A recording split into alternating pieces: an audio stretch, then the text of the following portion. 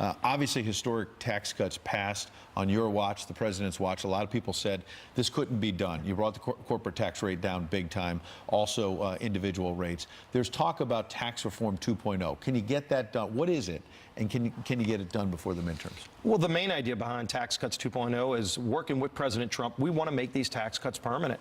Look, they're working incredibly well. And like you said, I mean, we're seeing this great economic growth. President Trump led the way, and he said, we want to rebuild our middle class and stand up for those forgotten men and women who had been lost and left behind the last 8 years because of such a slow and weak economy. And despite what President Obama wants to do, trying to take credit for it now, it did not happen under President Obama's watch. Our economy was in the tank. President Trump helped get it out of the tank, and some of those tax cuts expire in a few years. We want to make that permanent to remove any of the doubt and uncertainty in our economy. So if you can pass that by the end of the month, you put it in the Senate's lap. There's talk that Mitch McConnell, the leader, may keep Democrats and Republicans in the Senate, not the House, around in Washington in October when they want to be out campaigning. What's a Joe Donnelly, a Joe Manchin, some of these moderate Democrats who were not on board with tax cuts 1.0, what are they going to do if all of a sudden they've got to vote up or down, make the tax cuts permanent? Well, the pressure's really on, and you really can't call somebody a moderate if they voted against giving people more of their own money.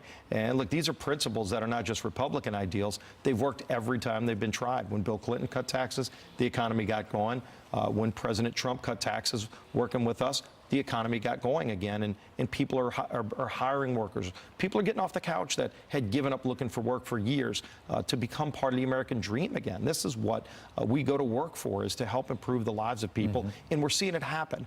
And for those people that voted no because they believe the lies of Bernie Sanders and others, you know, it's only going to help the millionaires and it's going to hurt the middle class. Well, the opposite's happened. The middle class is actually benefiting the most. President Trump wanted to make sure that the middle class, those hardworking taxpayers that were left behind, were the ones who benefited the most, and they are. Economic growth so let's keep this growth going. Let's do more, and let's keep growing our economy and creating more opportunities for people that want to be a part of the American dream.